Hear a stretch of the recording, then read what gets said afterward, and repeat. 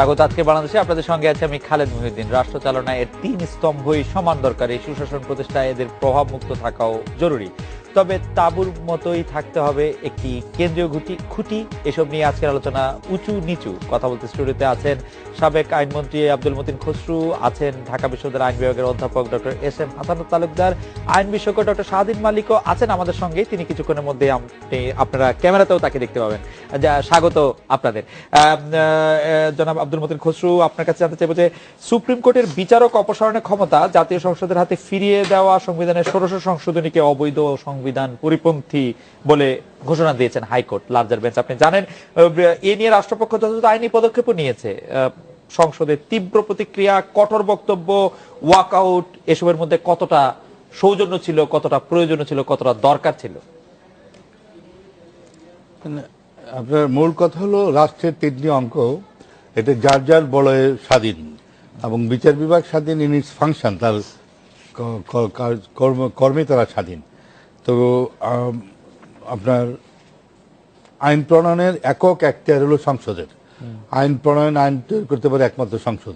সংবিধান তো সেটির গার্জিয়ান, সংবিধান তো দেখবে যে সেটি ঠিক আছে কি বেঠিক আছে। হ্যাঁ, অবশ্যই এটা দেখার দায়িত্ব আমরা আইনটা সঠিকভাবে প্রণীত হয়েছে কিনা, সংবিধান অনুযায়ী হয়েছে কিনা, এইটা দেখার দায়িত্ব আপনার সুপ্রিম কোর্টের। Supreme court is the interpreter of constitution এবং গার্ডিয়ান টু। তো এখানে কে বড় কে ছোট প্রশ্ন না, প্রত্যেক অঙ্গই আপনার নির্বাহী বিভাগ, বিচার বিভাগ এবং আইনসভা যার যার বলয়ে জুরিডিকশন শেষে তার কর্মে স্বাধীন। দে আর ইন্ডিপেন্ডেন্ট ইন দেয়ার ফাংশনস। কর্মক্ষেত্রে তারা স্বাধীন। কেউ বড় না, কেউ ছোট না, সকলেই যার যার সমান। আমি একটা কথা বলতে চাচ্ছি পরিষ্কার ভাবে, আমাদের যে রুল ফাংশন একটি আরেকটি অঙ্গের পরিপূরক, কমপ্লিমেন্টারি এন্ড সাপ্লিমেন্টারি। এখানে কন্ট্রাডিকশনের সুযোগ নাই। আজকে যে আলোচনাটা জাতির মধ্যে আপনার এখন শুরু হয়েছে, এটা গণতন্ত্রের জন্য শুভ না। অনেকে খুশি হচ্ছেন, কিন্তু আপনার বিচার বিভাগ, নির্বাহী বিভাগ মুখোমুখি হতে পারে না। একের ভূমিকা অপরের পরিপূরক। আপনার নির্বাহী বিভাগের আপনার ক্ষমতা বলে ফাংশনে, জুরিডিকশনে আপনার বিচার বিভাগও প্রবেশ করতে পারে না। বিচার বিভাগের কর্মে নির্বাহী বিভাগ কোনো অবস্থায় প্রবেশ করতে পারে না। সেটা আর কি। আপনার সংসদের কাজ হলো, আইনসভার কাজ হলো আইন প্রণয়ন করা। আপনি কি মনে করছেন যে সংসদে সেরকম আলোচনা ওই দিন আপনার করা ঠিক হয়নি? ঠিক হয় নাই বলা ঠিক না। দেয়ার ইন্ডিপেন্ডেন্ট। আপনার মাননীয় সংসদ সদস্যরা স্বাধীন কথা বলার ব্যাপারে, তারা তাদের বিবেক অনুযায়ী কথা বলেছেন। কিন্তু আপনি বলতেন না বা আপনি বলেন না, আপনি বলেন প্রশ্ন না, এটা যার যার বিবেক অনুযায়ী কথা বলেছেন। আচ্ছা আচ্ছা, doctor S M Hasan Talukdar, আমি একই প্রশ্ন আপনাকেও করতে চাই যে আপনার কাছে কি মনে হচ্ছে যে সংসদে ওই দিন আলোচনাটা করে বিচার বিভাগ এবং আইন বিভাগ একটা মুখোমুখি অবস্থানে চলে এসছে, নাকি এই আলোচনাটা ঠিকই আছে বলে মনে হয় আপনার কাছে? আলোচনাটা, সংসদে যে আলোচনা, তাদের যে প্রিভিলেজ আছে, কিন্তু প্রিভিলেজ নিয়ে যা আছে তা বলা যায় না, উচিত নয়, কাম্য নয়। আমার মনে হয় আরো একটু সফিস্টিকেটেড ওয়েতে আলোচনা করতে পারতেন তারা। ওখানে যারা আছেন সংসদ সদস্য, ওয়ারেন্ট অফ প্রেসিডেন্সি, তাদের মর্যাদা অনেক ঊর্ধ্বে। মিনিস্টাররা আছেন, স্পিকার আছেন, তাদের স্ট্যাটাস অনুযায়ী, মর্যাদা অনুযায়ী তাদের কথা বলা উচিত। তাদের আলোচনা থেকে আমরা অনেক কিছু শিখতে চাই, কিন্তু এরকম কিছু আমার কাছে মনে হয়নি। তবে এই যে রায়টা হয়েছে, এই রায়ের মধ্য দিয়ে আসলে তো যেভাবে আলোচনাগুলো এসছে, কিছুটা তো মুখোমুখি বটেই, এটি কাম্য নয়। আমরা আশা করি যে এটি, আর মূল প্রশ্ন কিন্তু এটি আমার কাছে নয়, কোনটা সুপ্রিম জুডিশিয়াল কাউন্সিল ভালো না পার্লামেন্টারি ফর্মের সংসদের কাছে ক্ষমতা থাকে ভালো, এটা কিন্তু এখন মুখ্য প্রশ্ন নয়। একজন আইনের শিক্ষক হিসেবে আমার কাছে মূল প্রশ্ন হচ্ছে যে সংবিধানে যে ক্ষমতাটা মূল সংবিধানে ছিল, সেটা আপনার কোর্ট বাতিল করতে পারে কিনা। এটা জুরিসপ্রুডেন্সিয়াল প্রশ্ন, এটা মৌলিক প্রশ্ন। আমি আপনার সুযোগ দিলে আমি এটার উপর কথা বলতে চাই। মানে কোর্ট বাতিল করতে পারে কিনা সেটি হচ্ছে যে এটি নিয়ে আমি প্রথম প্রশ্ন এটা আলোচনায় আনতে চাই যে কোর্টকে, সুপ্রিম কোর্টকে আমাদের সংবিধান অভিভাবক বলা হয় কেন? কারণটা হচ্ছে, অভিভাবক মানে কি? তো সংবিধান যদি আক্রান্ত হয়, কোর্ট তাকে সেভ করবে। এবং এই সংবিধান মূল সংবিধান, বিচার বিভাগ, কিন্তু এই বিচার বিভাগ সংবিধান, মূল সংবিধানের ভিত্তিতে তৈরি হয়েছে মূল সংবিধান, এই সুপ্রিম কোর্ট। এখন সুপ্রিম কোর্টের জাজরা কিন্তু ওথ নিয়েছিলেন, I shall preserve, protect and defend the constitution. এই জন্যই তারা অভিভাবক এখানে। কিন্তু কি করলেন? যে সংবিধান তাকে দায়িত্ব দিল, তুমি অভিভাবক, আমাকে সেভ করবে, সেই কোর্ট আপনার একটা আর্টিকেল, মূল আর্টিকেলকে বাতিল করে দিলেন। এটি তার শপথের সাথে কি সঙ্গতিপূর্ণ? Number one. মূল আর্টিকেল বাতিল করে দেওয়া মানে কি আপনি মূল আর্টিকেল যেটা এখন আর্টিকেল 96 যেটা আছে মূল সংবিধান, জি মূল সংবিধানে ফিরে গেছে, সেটাকে রেসপেক্ট করা হয়। সেটি আপনি আমি আপনাকে ক্ষমতা দিচ্ছি, আমি মূল সংবিধান আপনাকে ক্ষমতা দিচ্ছি, আপনাকে সৃষ্টি করেছি এবং আপনি শপথ নিয়েছেন আমাকে প্রোটেক্ট করবেন, আপনি আমার অভিভাবক, আর আপনি আমাকে মেরে ফেললেন। কিন্তু প্রশ্নটি তো হচ্ছে যে এতে করে কি বিচার আরো মূল যেটি তিনটি আলাদা থাকবে, স্বতন্ত্র সত্তা থাকবে, সেটি ক্ষতিগ্রস্ত হলো কিনা সেই প্রশ্নটি রয়ে যায়। আমরা একটু ডক্টর স্বাধীন মালিকের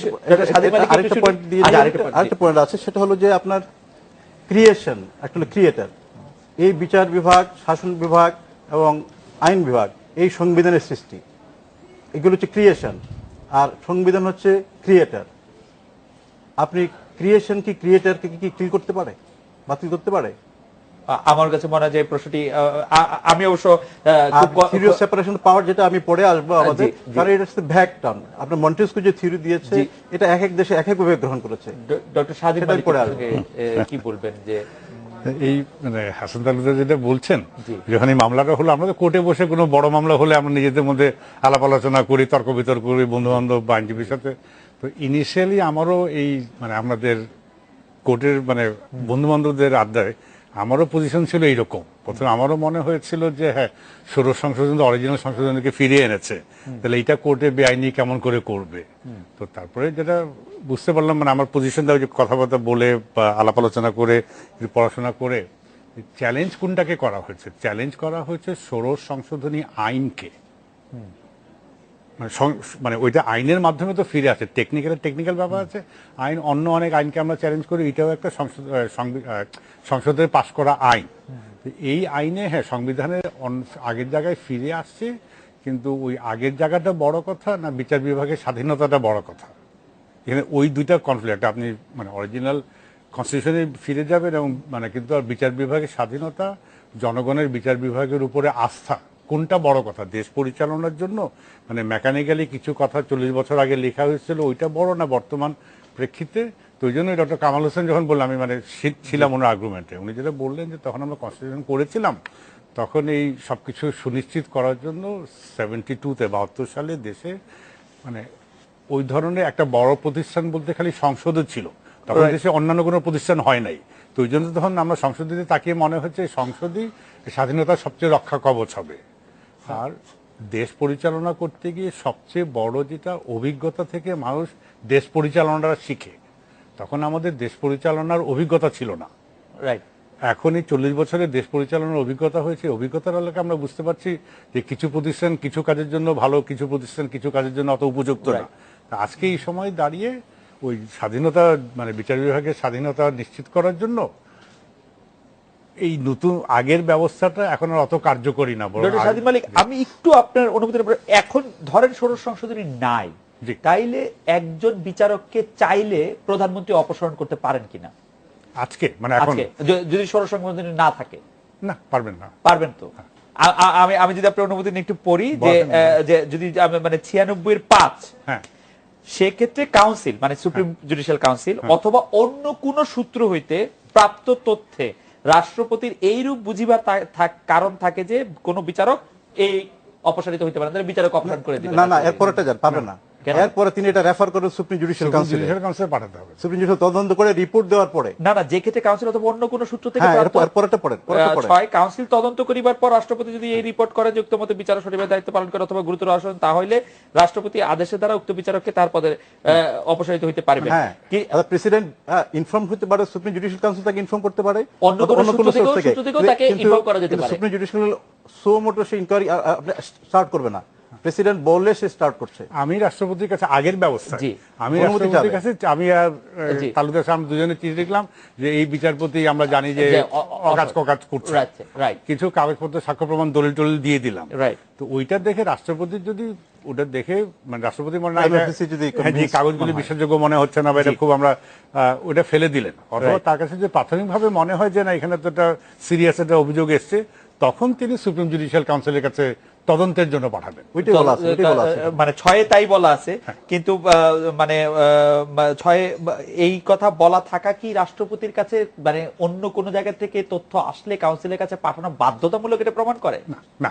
রাষ্ট্রপতির কাছে তো কোনো কিছু বাধ্যতামূলক না, রাষ্ট্রপতি তো প্রধানমন্ত্রীর পরামর্শে একজনকে অপসারিত করতে পারেনি, মানে উনি তদন্ত করার জন্য পাঠাবেন। হ্যাঁ, তদন্তের জন্য পাঠানো কি বাধ্যতামূলক সরাসরি? না বাধ্যতামূলক, আমি বলি ইদানিং কথা যে ওই যে বাধ্যতামূলক না আমি যেটা বলতে চাচ্ছি, না, দুইটা জিনিস আমি একটু interfere করি। একটা প্রসিডিউর থাকে। জি, প্রসিডিউর হলো যেমন আমাদের আইনে যেটা এখন করা হয়েছে সেটা হলো there will be committee headed by chief justice, 3 member committee থাকবে।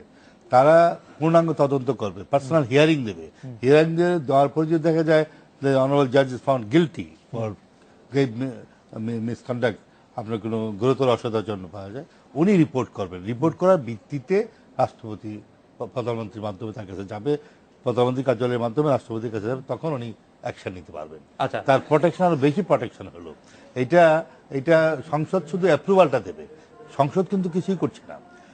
এটা একটা কমিটি থাকবে, ওই কমিটি প্রধানমন্ত্রীর নেতৃত্বে 3 জাজ বিশিষ্ট কমিটি, ওরা ইনকোয়ারি করার পরে নতুন আইনে ওটা না, কিন্তু নতুন আইনে মহিউদ্দিন সাহেব, আপনি যেটা বলছেন সেটা আমি বলি, আপনার কথা কিন্তু জাস্টিফিকেশন আছে একটা জায়গায়, এটাই প্রসিডিউর কিন্তু একটা জায়গায় আছে, সেটা আইনটার পরে একটা প্রসিডিউর হয়তো। না আপনি নতুন আইনের কথা না সুপ্রিম জুডিশিয়াল কাউন্সিলের কথা পুরানটা বলছেন? বলছেন, খালিদ মোহাম্মদ শফিউদ্দিন পুরনটাতে ছিল এটা। জি, না, আপনি যেটা বলছেন সেটা একটা জাস্টিফিকেশন আছে, কিন্তু আপনার এই যে সোর্সটা যদি প্রধানমন্ত্রীর অফিস থেকে অ্যাডভাইস করে, দিস ইজ ম্যান্ডেটরি, কিন্তু অন্য কোন সোর্স থেকে যদি আসে, দিস ইজ নট বাইন্ডিং। প্রধানমন্ত্রী সোর্স থেকে আসা যদি ম্যান্ডেটরি হয়, তাহলে তো প্রধানমন্ত্রী একজন বিচারককে অপসারণ করতে পারে। অ্যাপয়েন্টমেন্ট তো প্রধানমন্ত্রীর মাধ্যমে হচ্ছে। না অন্য কোন সোর্সের মাধ্যমে রাষ্ট্রপতির কাছে, সরি আমরা সবাই একটা স্টেপ মিস করছি। রাষ্ট্রপতির কাছে, হ্যাঁ আমিও অভিযোগ করতে পারি, প্রধানমন্ত্রী অভিযোগ করতে পারে, রাইট। তো রাষ্ট্রপতির কাছে অভিযোগ পাঠালে রাষ্ট্রপতি হয়তো কথা আপনি ঠিক বলছেন, আমার অভিযোগটা নিলেন না, ওর কাছে ভালো মনে হলো না, যখন প্রধানমন্ত্রী পাঠিয়েছেন নিশ্চয়ই রাষ্ট্রপতি ওটা আমলে নিবেন, নিয়ে উনি তো সুপ্রিম জুডিশিয়াল কাউন্সিলে পাঠাবেন। পাঠানোটা মাস্ট কিনা? না, ও বলতে চাচ্ছে না পাঠালো, ঠিক আছে, পাঠিয়ে দিল, বললে এটা মাস্ট হবে। হ্যাঁ মাস্ট, ঠিক আছে মাস্ট, কিন্তু সুপ্রিম জুডিশিয়াল কাউন্সিল তো ওনারা তো তদন্ত করে, ওইটা তো তারা প্রধানমন্ত্রী দ্বারা মানে প্রভাবান্বিত হওয়ার কথা না। স্যার, আমি আসলে স্পেসিফিক প্রশ্ন করতে চাই যে এখন এর আগে 1600 সংশোধনের আগে আমাদের বিচারকরা আসলে নির্বাহী বিভাগ থেকে বেশি সুরক্ষা পেতেন কিনা সুপ্রিম জুডিশিয়াল কাউন্সিল এবং এর মাধ্যমে? সুপ্রিম জুডিশিয়াল কাউন্সিল তো সেদিন হলো না, 74 যখনই হয়েছে তখন মানে সেটা কি আসলে বেশি সুরক্ষার জায়গা কিনা? মানে 1600 সংশোধনে এইটা আমার দেশে রং ডিবেট, বিচারপতিদের সুরক্ষা দেওয়ার জন্য এখানে দেশের সংবিধান বা ব্যবস্থা বসে না, কথাটা তো এরকমই আসছে যে নির্বাহী বিভাগের কুক্ষিগত করতে চেষ্টা করছে বিচার বিভাগকে। না এখানে সুরক্ষা থেকে ফেয়ারনেস, রাইট, উনাদের প্রোটেকশনের জন্য, উনাদের প্রোটেকশনটা ইজ নট ডিবেট যে কোন সিস্টেমে গেলে দে আর মোর প্রোটেক্টেড, কোন সিস্টেমে গেলে দে আর লেস প্রোটেক্টেড। আই থিংক ডিবেটটা হলো ফেয়ারনেস, কোনখানে তারা ন্যায় বিচার পাবেন। আচ্ছা, এই ক্ষেত্রে যদি আপনি একটু বলেন যে এই ক্ষেত্রে কি আপনারা ন্যায় বিচার না পাওয়ার আশঙ্কা করছেন সংসদের কাছে থাকলে, বা 1600 সংশোধনী যদি বৈধ বহাল থাকে তাহলে ন্যায় বিচারটারই আশঙ্কা করছেন? আমি করছি। ডক্টর হাসান তালুকদার কি করছেন? না, আমি একটু বলে নেই, আমাদের ডক্টর সালিম মালিক উনি যে জিনিসটা বললেন যে বিচার বিভাগের স্বাধীনতা, বিচার বিভাগের স্বাধীনতা আমরা কি বুঝি? বিচার বিভাগের স্বাধীনতা হচ্ছে এমন একটা অবস্থা যে অবস্থায় বিচারকগণ সমস্ত রকম আভ্যন্তরীণ এবং বাহ্যিক চাপের থেকে ঊর্ধ্বে থেকে শুধু আইন অনুযায়ী, জাস্টিস অনলি অ্যাকর্ডিং টু ল বিচার করবেন। এখন বিচার বিভাগকে প্রভাবিত কে করে? আমি যখন ঢাকা বিশ্ববিদ্যালয় জয়েন করে আমাদের জিজ্ঞেস করা হয়েছিল যে বিচার বিভাগ যে আলাদা করে দেওয়া হয় কতটুকু স্বাধীন হবে, আমি ম্যাক্সিমাম 5%। বিচার বিভাগের সাথে প্রশাসনকে আলাদা করার সাথে 5% সম্পর্ক নাই। আমাদের জুডিশিয়ারি সবচেয়ে স্বাধীনতা ক্ষুণ্ণ হয় বিকজ অফ করাপশন, সবচেয়ে বেশি স্বাধীনতা ক্ষুণ্ণ হয় pecuniary bias, departmental bias, internal bias. আপনি এক ফ্রেন্ড জজ, আরেক ফ্রেন্ড বলছে একটু ফেভার করো, আত্মীয় বলছে ফেভার করো। গভর্নমেন্ট কয়টা মামলা প্রভাবিত করে?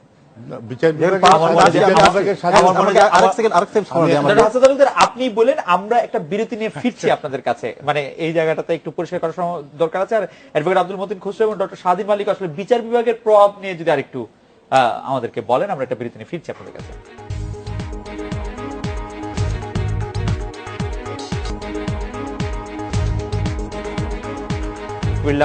প্রফেসর হাসান তালুকদার, আপনি বলছিলেন বিচার বিভাগের স্বাধীনতা এবং তার প্রভাবের প্রশ্নে, সরকারের প্রভাবের প্রশ্নে। আমি মনে করি যে সংসদের কাছে যে ক্ষমতাটা আছে এর দ্বারা বিচার বিভাগের স্বাধীনতা ক্ষুণ্ণ হবে না। এখন বিচার বিভাগের স্বাধীনতা একটা দেশে আছে কি নাই এটা জাজ করার জন্য ইন্টারন্যাশনাল 3টা স্ট্যান্ডার্ড আছে। একটা হচ্ছে মন্ট্রিল ডিক্লারেশন 1983, একটা হচ্ছে ইউএন বেসিক প্রিন্সিপাল জাতিসংঘের 1985, আর হচ্ছে বেজিং স্ট্যান্ডার্ড 1995। সবচেয়ে ইফেক্টিভ হচ্ছে মন্ট্রিল ডিক্লারেশন, এবং সেখানে কিন্তু পার্লামেন্টকে যে ক্ষমতাটা যেটা হচ্ছে সেটাকে জাস্টিফাই করা আছে, এতে ক্ষুব্ধ হয় না। এটা এই জিনিসটা না, এটা ইমপ্লিমেন্টেশন প্রসেস নিয়ে প্রশ্ন আসতে পারে, কিন্তু এতে এটা justified whole over the world. Number 2 যেটা আসছে আমাদের সংবিধানের 3 জায়গায় বিচার বিভাগের স্বাধীনতার কথা নিশ্চিত করে যে বলা আছে। একটা হলো সুপ্রিম কোর্টের জন্য বলা আছে আর্টিকেল 94 কিন্তু সেখানে বলা আছে কিন্তু সংবিধানের বিধান সাপেক্ষে স্বাধীনতা। স্বাধীনতা মানে স্বেচ্ছাচারিতা না, স্বাধীনতা মানে যা ইচ্ছা আপনি তা করতে পারবেন না, সংবিধানের বিধান সাপেক্ষে আপনার স্বাধীনতা দেওয়া আছে। আরেকটি স্বাধীনতা হচ্ছে আপনার আর্টিকেল 116A, এটা সাবঅর্ডিনেট কোর্টের জন্য। আরেকটা জায়গা হলো আপনি ওথ নিয়েছেন, ওতে বলছেন আমি কোন রকম ভীতি, অনুগ্রহ, অনুরাগ, বিরাগের বশবীতে কাজ করুন, অর্থাৎ আপনি ইন্ডিপেন্ডেন্টলি কাজ করবেন। এখানে আপনার স্বাধীনতা নিশ্চিত করা হয়েছে, আপনি শপথ নিয়েছেন, ইয়ার প্রমিস বাউন্ড, মানে ওথবন্ড। সুতরাং এখানে এখানে আপনি যদি মরাল ইন্ডিপেন্ডেন্স থাকে, হ্যাঁ, তাহলে আপনার এই স্বাধীনতা ক্ষুণ্ণ হওয়ার কোনো কারণ নাই। তবে যেটা নিয়ে প্রশ্ন আসতে পারে, আমাদের যে ইনকোয়ারি যে বিলটা করেছে, যেটা প্রপোজ, এটি নিয়ে আমাদের প্রশ্ন আসতে পারে, যেখানে অবজেকশন আমার আছে, সেটা নিয়ে আমাদের সেই অবজেকশনটা একটু শুনবো যে ইনকোয়ারি বিল যারা মন্ত্রিসভা নীতিগতভাবে অনুমোদন করেছে, সেটি নিয়ে আমাদের প্রশ্ন আছে। এটা থাকলে আর্টিকেল 96 ইফেক্টিভ হবে না। আরেকটি প্রশ্ন আমি 1 সেকেন্ড নিচ্ছি। জি, আমাদের জাজমেন্টে আমি খুব হতাশ হয়েছি যে ওই জাজমেন্টে বলা হয়েছে যে এটা একটা অ্যাক্সিডেন্ট। আপনারা হ্যাঁ, হিস্ট্রি। আমাদের সংবিধান কে রচনা করেছে? আপনি প্রিএম্বল পড়ে দেখেন, লেখা আছে আমরা বাংলাদেশের জনগণ, বাংলাদেশের জনগণ। লাস্ট প্যারা বলা আছে সমবেতভাবে এই গণপরিষদে এত তারিখে গ্রহণ করলাম। জনগণ অর্থাৎ সার্বভৌম ক্ষমতার উৎস। আর এই সংবিধান করেছে গণপরিষদ। এবং আমাদের যে স্বাধীনতা ঘোষণাপত্র, 1 সেকেন্ড আমি নিচ্ছি, এই ঘোষণাপত্র কে করেছে, জারি করে ইস্যু করেছে আমাদের প্রফেসর ইউসুফ আলী। তাকে এই ক্ষমতা কে দিয়েছে? লেখা আছে by and under the authority of the constituent assembly. তাহলে আপনি যদি কনস্টিটিউশন কাজকে অ্যাক্সিডেন্টাল বলেন, তাহলে আপনি স্বাধীনতা ঘোষণাপত্রকে আপনি অ্যাক্সিডেন্টাল বলতে পারেন। কতগুলো ক্ষেত্র আছে। Judiciary is independent in discharging it's function. আমাদের আর্টিকেল 94(4), আর্টিকেল 116A 116 ক, এখানে বিচার বিভাগের স্বাধীনতার কথা বলা আছে। এখন বিচারকদেরকে আইনগুলো যদি স্বাধীন করি আর মরালি তারা যদি ব্যক্তিগতভাবে স্বাধীন না হয়, তাদের আপনি স্বাধীন করবেন কিভাবে? এখন বিচার বিভাগ স্বাধীন, তাদের ইন ডিসচার্জিং দেয়ার ফাংশন, তাদের কর্মে তারা স্বাধীন। এখন আজকে পার্লামেন্ট যে কাজটা করে, পার্লামেন্ট স্বাধীন in respect of making laws, আইন প্রণয়নের ব্যাপারে তারা স্বাধীন। বিচার বিভাগের আইন প্রণয়ন করার ক্ষমতা নাই। এবং বিচার বিভাগ, আইনসভা, নির্বাহী বিভাগ একে অপরের মুখোমুখি না।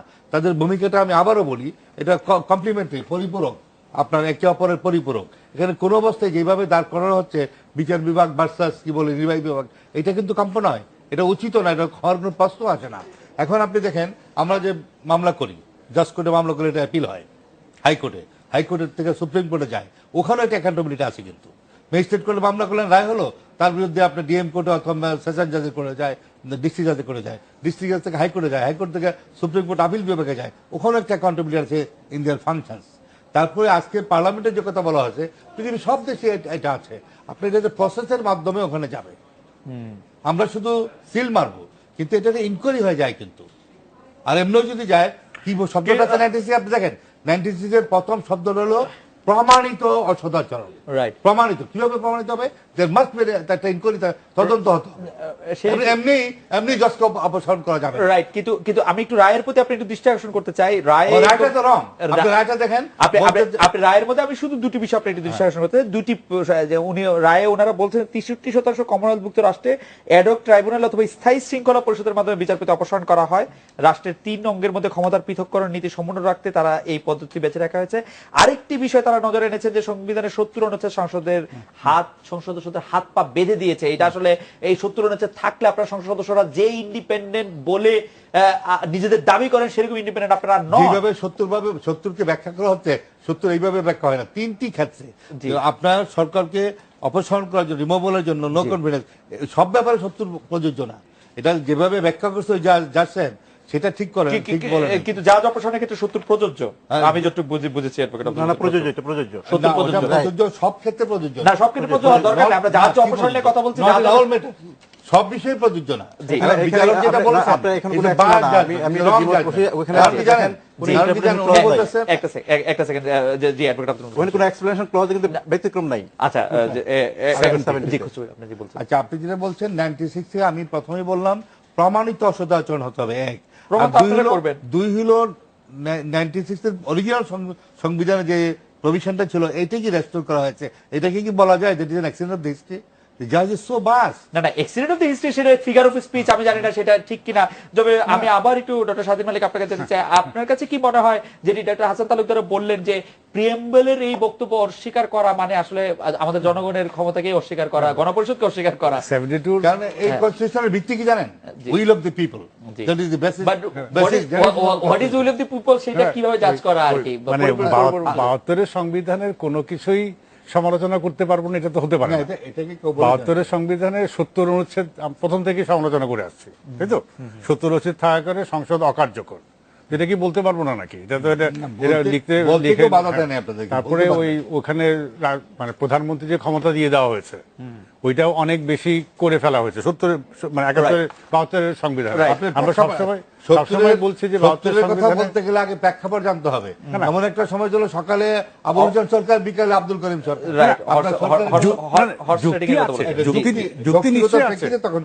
আমি যেটা বলছি যুক্তি আছে এবং 72 সংবিধান আমরা সবাই শ্রদ্ধা করি, তার মানে এই না যে কোনো জায়গায় যদি সমালোচনা করি তাহলে একটা বিরাট অপকর্ম করে ফেললাম, যে 72 সংবিধানের রাষ্ট্রপতির ক্ষমতা নাই বললেই চলে। তো এইটাও তো ধরেন অনেকগুলি সমালোচনার জায়গা আছে, কিন্তু তা সত্ত্বেও আপনি 70 পরে দিলে দেখবেন, আপনি বললেন যে প্রভিশন নাই, 70 পরে দেখলে দেখবেন কোন কোন ক্ষেত্রে 70 প্রযোজ্য না। কিন্তু ডক্টর স্বাধীন মালিক, কিন্তু আমি কোনো এক্সেমশন পাই না অ্যাডভোকেট আব্দুল মতিন খসরু, এটি আমি জানি না, মানে আপনি কেন বলছেন এক্সেমশন নাই? তো এক্সেমশন আছে কিনা আমি সেটা জানি না, মানে দলের বিরুদ্ধে ভোট দিলে, বৈঠকে অনুপস্থিত থাকলে, সংসদে বা দলের বিরুদ্ধে ভোট দিলে, বিরুদ্ধে থাকলে, এগুলো তো দলের বিরুদ্ধে ভোট দিলে, দলের বিরুদ্ধে ভোট দিলে। আমি যেটা বলছি যে আপনার এখানে আমাদের বক্তব্য ছিল যেটা যে শুধু এটা কনফিডেন্স বা নন কনফিডেন্স ভোটের বেলায় এটা প্রযোজ্য হওয়া উচিত ছিল, কিন্তু এটা এভাবে নেই। আর ওইটা আমি যেটা বলতে চাচ্ছিলাম যে আর্টিকেল 70 ব্যাপারটা, এখানে একটা এই জাজমেন্টে কিন্তু এটা প্রশ্ন আসছে, জি। কিন্তু আমার প্রশ্ন হলো যে একটা আর্টিকেল, আমাদের বর্তমান আর্টিকেল যেটা 70 আছে, এটা কিন্তু মূল সংবিধানের এক।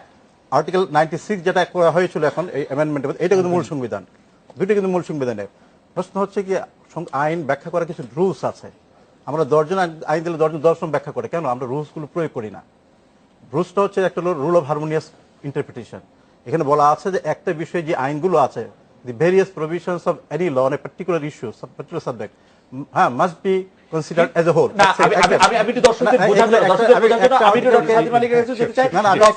আমি শুধু এটি জানতে চাইবো যে আপনি কেন মূল সংবিধানকেই একদমই মানে মূল সংবিধান যেমন জনগণের ইচ্ছা, মূল সংবিধান যখন পরিবর্তিত হয়েছে সেটিও জনগণের ইচ্ছা। এটা খুব রং প্রেমিস। আমি আর্টিকেল একটা আর্টিকেলকে দিয়ে আর্টিকেল 70 কে দিয়ে আপনি আর্টিকেল 95 কে বাতিল করতে পারেন না। না আমি সেটা বাতিল করতে চাচ্ছি না। আমি আপনি হারমোনিয়াসলি কনস্ট্রাক্ট করতে হবে। আমার কাছে মনে হয় আপনার interpretation must be made in such way so that আপনি ডট কনস্ট্রাক্ট দেনা দেখলাম না, খালি 70 বলতে তখন 70 প্রযোজ্য, এটা এখানে এটা পড়লে তো দেখা না। আমি 70টি পড়ছি, আর আমি একটু ডক্টর স্বাধীন মালিককে শুনতে চাইবো। আমরা আসলে তার বক্তব্যের মাঝখানে অন্য কথার মধ্যে চলে গেছে। আমি 70টি একটু পড়ে শোনাই। কোন নির্বাচনে কোন রাজনৈতিক দলের প্রার্থীরূপে মনোনীত হইয়া কোন ব্যক্তি সংসদ সদস্য নির্বাচিত হইলে তিনি যদি ক উক্ত দল হইতে পদত্যাগ করেন অথবা খ সংসদে উক্ত দলের বিপক্ষে ভোটদান করেন, তাহলে সংসদে তাহার আসন শূন্য হইবে, তবে তিনি সেই কারণে পরবর্তী কোন নির্বাচনের সংসদ সদস্য হইবার যোগ্য হইবেন না। এখানে আমি কোনো এক্সাম্পশন পাচ্ছি না যে এই ক্ষেত্রে ভোট দেওয়া যাবে কি যাবে না। ডক্টর স্বাধীন মালিক, আপনাকে একটু শুনতে চাচ্ছি। ওইটাই মানে 70টা হলো একেবারে আমরা ইংরেজি বলে ঢালাও, রাইট? 70টা ঢালাও। প্রেক্ষাপটটা তখন ছিল এটা না, প্রেক্ষাপট ঠিক আছে, প্রেক্ষাপট ঠিক আছে। ওই জন্য ডক্টর কামাল হোসেন যেটা বলেছিলেন যে তখন দেশে কোনো অন্য কোনো এরকম মানে খুব শক্তিশালী কোনো প্রতিষ্ঠান ছিল না, দেশ সবে শুরু হয়েছে। আমাদের যখন হাইকোর্টে বোধহয় 5 জন বিচারপতি ছিলেন, পাবলিক সার্ভিস কমিশন ছিল না, কোনো প্রতিষ্ঠানগুলো আমরা গড়ে তুলতে পারি নাই। তখন আমাদের সামনে একটা মানে খুব সুষ্ঠু সবল প্রতিষ্ঠান ছিল, সেটা হলো সংসদ। তো ওই জন্য আমরা মনে করি যে সংসদের হাতে দিলেই এইটা সবচেয়ে ভালো হবে, কিন্তু ওইটা ছিল 72-এ। আর এখন 2016-তে এসে যদি আপনাকে যদি সংবিধান, এটা খুবই মৌলবাদী ধারণা হলো স্বাধীন মালিক, মানে যে 72 সালে সংবিধানের সংসদে যারা সদস্য ছিলেন তারা সব ভালো মানুষ ছিলেন, তারা সব ভালো ছিলেন, তারা ইনস্টিটিউট ডেভেলপ করতেন। এখন আর সংসদ এরকম নাই। আর্গুমেন্ট অনেকটা এরকম ছিল ডক্টর হোসেনের, যে আমরা যখন পার্লামেন্টে ছিলাম সেই সময় পার্লামেন্ট ডিফারেন্ট ছিল, এখনকার পার্লামেন্ট অনেক, যেমন যে রায়ে এটার প্রতিফলন আছে। আমি দেখি রায়ে এই কথাগুলি হচ্ছে যে আমার খুব পছন্দ হয় নাই। তিনি বলেছেন যে আমাদের দেশে যে অস্বাভাবিক রাজনৈতিক সংস্কৃতি চলে আসছে, মানে এখন চলে আসছে, ওই সময় ভালো ছিল। এটা একটু মানে মৌলবাদী। ঠিক আছে, আমি ঠিক আছে ফাইন, মানে ওনার এটা এই আর্গুমেন্টটা ছিল। হ্যাঁ, আর আমার কাছে যেটা মনে হয়েছে ওই যে যখন এই ষোড়শ সংশোধনীটা পাস হলো তখন জনমনের সাথে সাথে কি ধারণা হলো, জনমনের ধারণা হলো যে এখন সংসদ বিচারপতিকে, আমি যদি খুব একটা মানে একটা কথা ব্যবহার করতে পারি, যে টাইট দিতে পারবে। এইটা জনমনে তখন ধারণা হয়েছিল, তাই তো, যে এখন সংসদ এই ধারণা হওয়ার জন্য তো কিছুটা আপনি দায়ী ডক্টর স্বাধীন মালিক। আমি আপনি বলতে আপনারা যারা ইন্টারপ্রিটেশন করলেন, যারা মত মোরলের রোল প্লে করলেন, তাদের তো কিছুটা দায় দিতে হবে। ঠিক আছে কিন্তু আমি বলছি এই ধারণাটা হয়েছিল, এবং আমি যেটা বলবো তখন সত্যি হোক মিথ্যা হোক, ধারণা হয়তো কোনো বেসিস নাই যে পার্লামেন্ট হয়তো করবে না, কিন্তু এর ফলে কিন্তু বিচার বিভাগের স্বাধীনতাটা বিরাটভাবে ক্ষুণ্ণ হয়ে গেল জনমনে আস্থাটা কমে গেল আমি মনে হয় যে পারসেপশনের জায়গাটা থেকে ফলে কিন্তু বিচার বিভাগের স্বাধীনতাটা বিরাটভাবে ক্ষুণ্ণ হয়ে গেল জনমনে আস্থাটা কমে গেল আমি মনে হয় যে পারসেপশনের জায়গাটা থেকে একটু শুনতে চাই অ্যাডভোকেট আব্দুল মতিন খসরু আপনার কাছে, যে মানুষ যে মনে করছে যে আওয়ামী লীগ সরকার সবগুলি প্রতিষ্ঠানকে কুক্ষিগত করছে, আয়ত্তে নিয়ে আসছে, আমাদের একটা বিরতি নিতে হবে, আপনারা সবকিছু যে দখল করে নিচ্ছেন, এটা যে পারসেপশন ওয়াইজ মানুষ মনে করছে, এই পারসেপশনটা আপনারা কিভাবে দেখছেন? আমরা একটা বিরতি নিয়ে ফিরছি আপনার কাছে।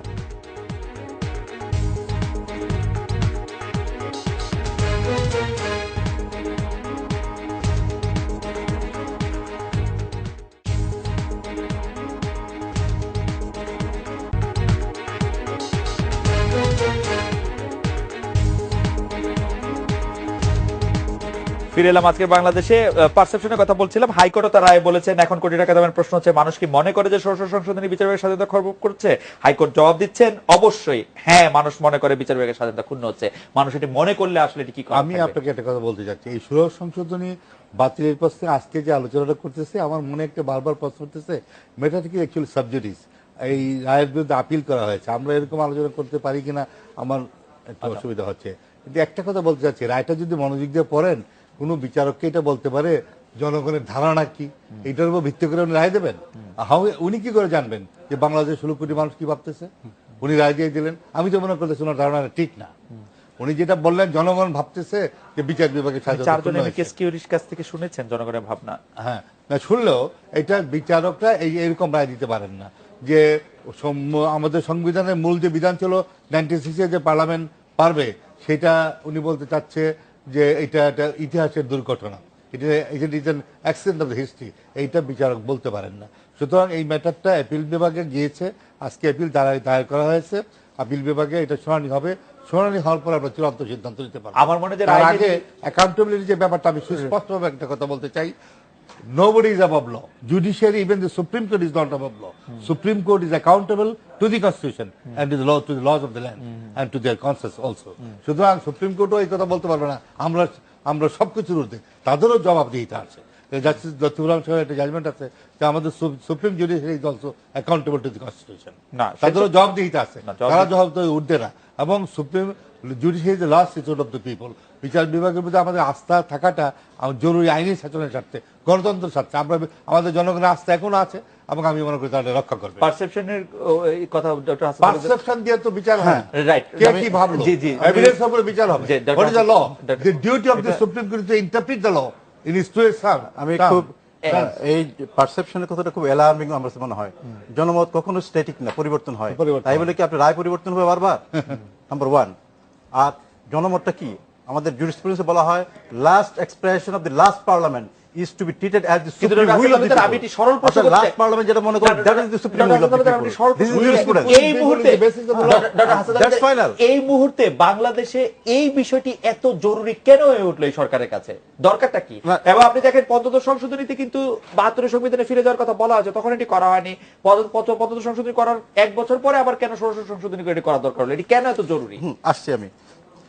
এখন জরুরি কিন্তু আসলে তা না। আপনি দেখেন, মানে এটা মনে হচ্ছে যে গভর্নমেন্টের জীবন মরণ উল্টোটা বলছি। আমরা বলছি যে আর্টিকেল 94 এ যেটা আছে, আপনি 95 অনুযায়ী আপনি জাজ আপনার রুলস করছেন না, এক দেরি হচ্ছে কেন?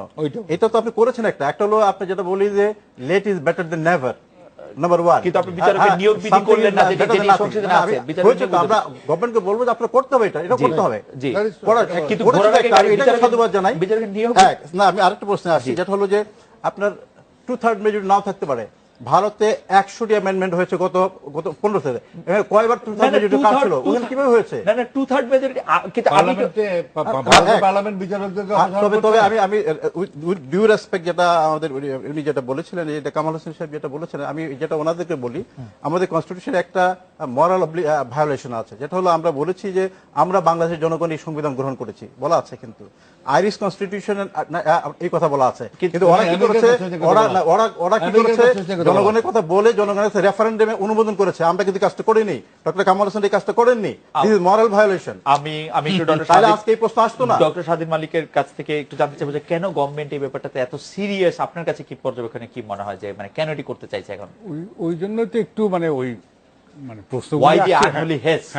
প্রশ্নগুলি ওখান থেকে এসছে যে কেন মানে 13 অ্যামেন্ডমেন্ট রায়ে ওইটাকে 96-কে বলা হলো ঠিক আছে, 75 সংশোধনী তো ঠিক আছে, তারপরে আবার হঠাৎ করে কিছু ঘটনা, ওই যে সুপ্রিম কোর্টে ওই স্পিকার সাহেবকে নিয়ে এক বিচারপতি নিয়ে উত্তপ্ত বাক বিনিময় হলো, তারপরে সুপ্রিম কোর্ট থেকে আমরা যেটা জনমনে যে ধারণা হয় যে নারায়ণগঞ্জের 7 খুন মামলায় সুপ্রিম কোর্ট বললো যে র্যাবের কর্মকর্তাকে 3 দিনের মধ্যেই অ্যারেস্ট করতে হবে, এইসব ঘটনায় জনমনে ধারণা হয়েছে যে এই ঘটনাগুলিতে বিচার বিভাগ বেশি স্বাধীনতা দেখিয়ে ফেলেছে, ওদেরকে একটু নিয়ন্ত্রণে আনতে হবে। আর আমি যে বিচার বিভাগের যেই বিচারকরা যেই স্বাধীনতা দেখিয়েছেন, এই করে কি তাদেরকে আসলে নিয়ন্ত্রণ করা যাবে? তারা কি এটি পরোয়া করবে না? আপনার কাছে কি মনে হয়? না, এটা পরোয়া করলে জনমনে যদি ধারণাটা পাচ্ছে না, জনমনের ধারণা যে বিদ্যমান থাকে যে বিচার বিভাগ নিয়ন্ত্রিত হয়ে গেছে, তাহলে কিন্তু ওই বিচার বিভাগ থাকা না থাকা একই কথা। আর যেখানে বিচার বিভাগ যদি এই ধরনের জনগণের আস্থা হারিয়ে ফেলে, তাহলে কিন্তু সমাজ দেশ টিকিয়ে রাখা মুশকিল হয়। আর এই অ্যামেন্ডমেন্ট প্রশ্নে একটা আমি বোধহয় দর্শকের জন্য বলে যাচ্ছি যে এই সংবিধান সংশোধনী যতগুলি মামলা হয়েছে, প্রথম 8ম সংশোধনী মামলা, ওইখানে কিন্তু আপিল বিভাগের 3 জন বিচারক পক্ষে ছিলেন, 1 জন বিপক্ষে ছিলেন। ত্রয়োদশ সংশোধনী মামলায়ও 4 জন পক্ষে ছিলেন, 3 জন বিপক্ষে ছিলেন। এটাতেও হাইকোর্টে দেখলাম আমরা 2 জন পক্ষে, 1 জন বিপক্ষে। এতে আমি যেটা বলতে চাচ্ছি, হ্যাঁ, এটা নিয়ে তর্ক বিতর্ক হবে, কিন্তু এই ব্যাপারগুলি আইনের চোখে খুব সূক্ষ্ম এবং জটিল।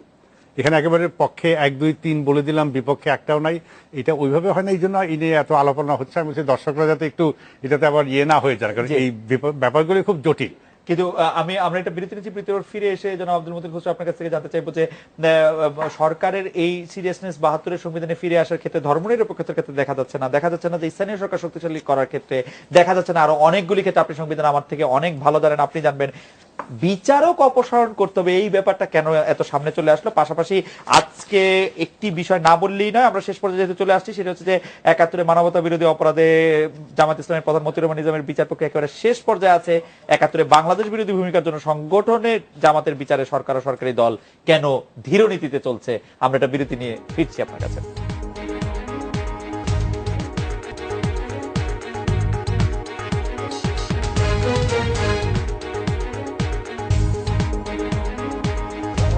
ফিরে এলাম আজকে বাংলাদেশে। অ্যাডভোকেট আব্দুল মতিন খসরু, আপনার কাছে দুটি বিষয়ে প্রশ্ন ছিল যে আপনারা আসলে এই সময়ে আইনটি কেন করা দরকার মনে করছেন 72 সংবিধানে ফিরে যাওয়ার নাম করে, যেটি অন্য অনেক কিছু আপনারা 72 সংবিধানে ফিরে যাচ্ছেন না। অন্যদিকে মতিউর রহমান নিজামীর বিচার প্রক্রিয়া একেবারে শেষ পর্যায়ে আছে, জামায়াতের বিচারে সরকারি দল ধীর নীতিতে কেন? আমরা খুব শেষ পর্যায়ে সংক্ষেপে যদি একটু বিষয়গুলো। এই আইনটা করা সাংবিধানিক বাধ্যবাধকতা, এটা লং ওভারডিউ। আপনার এই আইনটা করা আমাদের দায়িত্ব, যে সংবিধানই বলা আছে আইন করতে হবে অপসারণের ব্যাপারে, সেটা আমরা কনস্টিটিউশনাল অবলিগেশন করতে যাচ্ছি। এটা তো অন্যায় কি হলো জানেন, মেবি ইউ আর লেট, এবং তার আগে অনেক সরকার গেছে, তারাও করে নাই, 1। আর 2 হলো নিজাম সাহেবের মামলার ব্যাপারে আমরা সরকার তো প্রথম যে বিচারের মানবতা বিরোধী অপরাধের বিচার কাজ করলাম, আপনি তো অ্যাপ্রিশিয়েট করলেন না। আপনি বললেন যে আর কোন সরকার করেছে, এবং আওয়ামী লীগ ক্ষমতা না আসলে এটা কোনদিন বিচার হতো না। আমরা কিন্তু জামাতের বিচারে সরকারি দল ধীর নীতিতে কেন? 30 লক্ষ মানুষ খুন হয়েছে, কেউ না কেউ খুন করে নাই। ওরা কারা? আমরা চিনি না? আমরা মুক্তিযুদ্ধে ছিলাম, বিচার করাটা কি অন্যায় না? আর পৃথিবীর কোন দেশে সেই অন্যায়ের কথাই হচ্ছে না। জামায়াতের বিচারে সরকার ধীর নীতিতে কোথায় দিদি? আপনি জামায়াতের দল হিসেবে, সংগঠন হিসেবে বিচারে, যেখানে জামাতকে সন্ত্রাসী সংগঠন বলা হচ্ছে, তাকে নিষিদ্ধ করার ক্ষেত্রে, তাকে করার ক্ষেত্রে হচ্ছে, একটু অপেক্ষা করতে হতো। বিচার কার বিচার বাকি আছে? আস্তে ধীরে ধীরে হচ্ছে সংগঠন হিসেবে জামাতের বিচার। ওটা হবে মানে সেইটা আপনাদের কোনো পলিটিক্যাল সিদ্ধান্ত কিনা? পলিটিক্যাল কোনো, আমরা তো বলেছি, প্রধানমন্ত্রী বলেছে তো যে সেটি আপনার। অ্যাডভোকেট হাসান তালুকদার, আপনার এই ব্যাপারে কোনো রকম আছে কিনা জামায়াতের বিচার এবং এর আগেরটাও নিয়ে? খুব দ্রুত। ফার্স্ট হলো যে আমাদের সুপ্রিম কোর্টের অ্যাপিলেট ডিভিশনে এটা যাবে, অ্যাপিলেট যে সিদ্ধান্ত নেবে সেটা আমাদের জন্য বাইন্ডিং, পছন্দ হোক আর না হোক, এটা নিয়ে জন্য আমরা কোনো আমরা হইচই না করি, আমরা শ্রদ্ধা দেখাই, এটা এক। সেকেন্ড হচ্ছে যে আমাদের আমি ব্যক্তিগতভাবে আর্টিকেল 96 মূল সংবিধানে যেটা আছে এটা এবং সুপ্রিম জুডিশিয়াল কাউন্সিল দুটোই কিন্তু ভালো হতে পারে সিস্টেম হিসেবে, কিন্তু এটার ইমপ্লিমেন্টেশনটা হচ্ছে মেইন। আমরা আমাদের কালচারটা দেখতে হবে। বিশেষ করে আমি আর্টিকেল মূল সংবিধানে যে আর্টিকেল 96 আছে এটাকে আমি সমর্থন করি, প্রোভাইডেড আমাদের আর্টিকেল 70 যেটা আছে সেটা শুধু মাত্র ফ্লোর আপনার কনফিডেন্স এবং নন কনফিডেন্সের ব্যাপার প্রযোজ্য রাখতে হবে, ওপেন করে দিতে হবে। আর আমাদের ইনকোয়ারি অ্যাক্ট যেটা আছে এটা নিয়ে আমাদের সিরিয়াস আপত্তি আছে, এখানে আপনার বায়াসনেসের প্রশ্ন আসবে, সেখানে সিটিং জাজদের নিয়ে সেটা করতে হবে। এবং যেহেতু আপনি বলছিলেন যে যেহেতু এইটার মধ্যে থাকছেন হচ্ছে সাবেক প্রধান বিচারপতি, সাবেক অ্যাটর্নি জেনারেল এবং একজন প্রমিনেন্ট ব্যক্তি, মানে আমি জানি না এটাতে কি বোঝানো গেল, মানে এটা কে কোয়ালিফাই করেন, হয়তো ডক্টর স্বাধীন মালিক থাকবেন সেখানে। ভারতে যেটা আছে, ভারতে যেটা ইন্ডিয়াতে যেটা আছে, এখানে সিটিং চিফ জাস্টিসকে বলা করা হয়েছে, হাইকোর্টের এবং সুপ্রিম কোর্টে এবং প্রমিনেন্ট করা আছে। আমি জানি না মানে এটা কেন, ওদের রোধ আছে, ওদের রোধ আছে কেন এটা থেকে ওদের রোধ আছে। আর জামাতের বিচার সম্পর্কে জামাতের কোনটা বললেন? আমি বলছি যে জামাতের বিচার করার ক্ষেত্রে কি সরকার একটু ধীরগতিতে আছে সংগঠন হিসেবে জামাতের বিচার করার ক্ষেত্রে? সন্ত্রাসী সংগঠন বলেছে কোর্ট একাধিক রায় জামাত ইসলামীকে, কিন্তু জামায়াতকে নিষিদ্ধ করার ক্ষেত্রে কি সরকার একটু ধীরগতিতে আছে বলে মনে হয় কিনা আপনার? যদি না মনে হয় আমি এটি ডক্টর স্বাধীন মালিক। হ্যাঁ, জনগণ কিন্তু চাপ দিচ্ছে এখানে। আমার মনে হয় যে এই জামাতের যে বিচারটা এটা কিন্তু সরকারি উদ্যোগ নিয়েছে, সরকারের সিরিয়াসনেস না থাকলে এটা হতো না। আমি সরকারের এই মুহূর্তে দুষতে চাই না, তবে আরো তাড়াতাড়ি করলে হয়তো আমরা খুশি হবো। ডক্টর স্বাধীন মালিক, আপনি দুটি বিষয় অবস্থান অনেক আগে, 2-3 বছর আগে ওই বঙ্গবন্ধু সেন্টারে প্রথম, আমি একটু ইয়ে নিয়েই বলছি যে প্রথম একটা বড় সম্মেলন আয়োজন করেছিলাম এবং আমি তখন আইনি ব্যাখ্যা দিয়ে মানে আমার যেটা মনে হয়েছে যে দেখিয়ে দিয়েছিলাম যে তখন বিদ্যমান আইনে কিভাবে জামাতকে কোথায় কোথায় কোন আইনে নিষিদ্ধ করা যায়। তারপরে দেখলাম যে এটার আইনি ব্যাপার, তারপরে যেটা বুঝলাম যে এটা সম্পূর্ণ রাজনৈতিক ইচ্ছার ব্যাপার। কারণ এটা ঠিক 8 দিন হয়ে গেছে, অনেক কারণ দাঁড়িয়েছে, আইন পরিবর্তন না করেও আমার যেটা বিশ্লেষণ যে আমাদের বিদ্যমান আইনে করা যায়, তবে নিঃসন্দেহে এটা রাজনৈতিক সিদ্ধান্ত এবং এটা অবশ্যই রাজনীতিবিদদের সিদ্ধান্তের প্রতি আমাদের শ্রদ্ধা দেখাতে হবে। কারণ আমি আইন বুঝি, রাজনীতি বুঝি না, রাজনীতি যারা সিদ্ধান্ত নেন তারাই। তবে হ্যাঁ, এই নিষিদ্ধ করাটা আমার ব্যক্তিগত আইনি পজিশন হলো এটা চাইলে সরকার রাজনৈতিক সিদ্ধান্ত হলে যে কোনো সময় করা যায়, এর জন্য নতুন আইনের কোনো দরকার নাই, কোনো সংশোধনও দরকার নেই, এটা আমাদের বিদ্যমান আইনেই করা যায়। জি জি, আধা মিনিট। আসলে জনগণ কিন্তু দলকে ক্ষমতায় বসায়, দলই ক্ষমতায় আসে এবং সেই দলই কিন্তু সংবিধান দলের ভিত্তিতে আবার সেই দল যে দল সরকার আসে বা সংসদে থাকে মেজরিটি, সেই দল সংবিধান প্রেসিডেন্টকে ইমপিচ করতে পারে, প্রধানমন্ত্রীকে সরাতে পারে, সরকারের পতন ঘটাতে পারে, সংবিধান সংশোধন করতে পারে, আইন প্রণয়ন করতে পারে, যুদ্ধ ঘোষণা করতে পারে। এত দায়িত্ব যেখানে পারে তাদের প্রতি আমাদের এত অনাস্থা থাকবে কেন? রাজনীতির প্রতি শ্রদ্ধা রাখতে হবে। আমরা কিছু ওদেরকে হিমিউলেট করি, নো, রাজনীতিতে অনেক আপনার অর্জন আছে দেশের জন্য, সুতরাং এদেরকে শ্রদ্ধার সাথে দেখতে হবে। এর মধ্যে দিয়ে আমাদের সহযোগিতার ভাব, আমরা রাজনীতিবিদদের শ্রদ্ধা করতে চাই, সত্যিই চাই, মানে সেটি যতটাই উইয়ার্ড শোনাক আমরা চাই আর কি। অ্যাডভোকেট আব্দুল মতিন হোসেন, আমাদের শেষ প্রশ্ন যে আমাদের সাংবিধানিক প্রতিষ্ঠানগুলি যে ক্ষমতা আছে তা প্রয়োগে আসলে তারা কতটা সদিচ্ছা দেখাচ্ছে, তাদের সক্ষমতা নিয়ে আপনি কি মন্তব্য করবেন, বিশেষ করে নির্বাচন কমিশন? না, নির্বাচন কমিশন তো স্বাধীন, সরকারের অধীন না। নির্বাচন কমিশন তারা কতটুকু স্বাধীন, তাদের কর্মে জনগণ বিচার করবে। তো আপনি আজকের ব্যাপারে যেটা আপনি বলছেন যে স্বাধীনতার ব্যাপারে, আমরা কেউ কিন্তু সংবিধানের মানে একেবারে স্বাধীন এরকম বলা যাবে না, সবাই সংবিধানের অধীন, সংবিধানের নিকট অ্যাকাউন্টেবিলিটি একটা ইনবিল্ট মেকানিজম আছে। যেমন বিচার বিভাগের আপনার আপিল হয়, আপিলের উপর আবার আপিল হয়, হাইকোর্ট, জজ কোর্ট, সুপ্রিম কোর্ট, এইভাবে হয়। তো সুতরাং এই একটা সিস্টেম। তারপরে আপনার সুপ্রিম জুডিশিয়াল কাউন্সিল যেটা এখন বিদ্যমান আছে, তো এইটার মধ্যে তো অন্যায় কিছু আমরা দেখছি না, অন্যায় কিছু দেখছি না। সুতরাং অন্যান্য বিচারে, যেমন ধরুন আপনি যেটা বললেন, আমাদের অনেকগুলো ন্যাশনাল ইনস্টিটিউশন আছে, যে কম্পিউটার জেনারেল, তাদের নিজ নিজ বলয়ে কতটুকু স্বাধীন না স্বাধীন, এটা একদম ইনবিল্ট মেকানিজম যদিও আছে, ওরকম কোন মেকানিজম নাই দৃশ্যমান। আমি ডক্টর স্বাধীন মালিক, তারা মানে তাদের সক্ষমতা কতটা দেখাচ্ছে সাংবিধানিক অন্যান্য পদের যারা আছেন তারা? এই মুহূর্তে নির্বাচন কমিশন তো আমার মনে হয় যে দেশের সবচেয়ে অপছন্দনীয়, তাদের মানে কারো আশা ভরসা তো বললেও তো হাসি লাগবে শুনতে, মানে তারা যে বিচারযোগ্য কাজ করছে। ওকে, মানে এটা খুবই, মানে আমাদের জাতির জন্য এটা ব্যক্তির উপরে নির্ভর করে। একটা নির্বাচন Always man ব্যবস্থা, matters। একটা নির্বাচন ব্যবস্থা আমরা দাঁড় করিয়ে ফেলেছিলাম, কিন্তু এখন মনে হয় বর্তমান নির্বাচন কমিশন বিশেষত ইউপি নির্বাচনে আমাদের পুরো নির্বাচন ব্যবস্থাটাকে যেভাবে ধ্বংস করে দিচ্ছে, যেভাবে সন্ত্রাস সহিংসতা হচ্ছে। আপনার কাছে কি মনে হয় যে আমরা তো সংবিধানে উনার সব ক্ষমতা রয়েছে, সরকার বারবার বলছে উনি আমাদের, তারপরেও মানে কেন এটা পারেন না কেন? হ্যাঁ, এখানে সরকার এটা কি অনেক ক্ষেত্রেই বিচারপতি নিয়োগের ব্যাপারে জি। অনেক সরকারি, হলে এক সরকার না, যেভাবে একতরফা ভাবে নিজ দলীয় মানে দলীয় লোকদের বেশি প্রাধান্য দিয়েছে, যোগ্যতা দক্ষতা দেখে নাই। নির্বাচন কমিশনের এই নিয়োগের ব্যাপারে আমার মনে হয় এখানে যোগ্যতা দক্ষতা থেকে একটা কমিটি ছিল। সার্চ কমিটিটাও খুবই মানে ঠিক হয় নাই। যেটা মেইন গ্যারান্টি হলো এখানে সারা আর্থিক মেকানিজম হবে বলে। না সার্চ কমিটির উদ্দেশ্য হয়তো ছিল যে মানে সঠিক আপনাদের জন্য ভক্ত কিনা সেটি খুঁজে বের করা। এভাবে বললে তো অবিচার করা হবে। এটা হলো ওপেনলি করতে হয়। সার্চ কমিটি করলে সার্চ কমিটি ওপেনলি করতে হয়, এটি কথা রয়ে যাচ্ছে। যাই হোক, ডক্টর শাহীন মালিক, অ্যাডভোকেট হাসান তালুকদার, অ্যাডভোকেট আব্দুল মতিন হোসেন, আপনাদের অনেক ধন্যবাদ। এই ছিল আজকের আলাদা, দেখা হচ্ছে আগামীকাল এই সময়। শুভরাত্রি।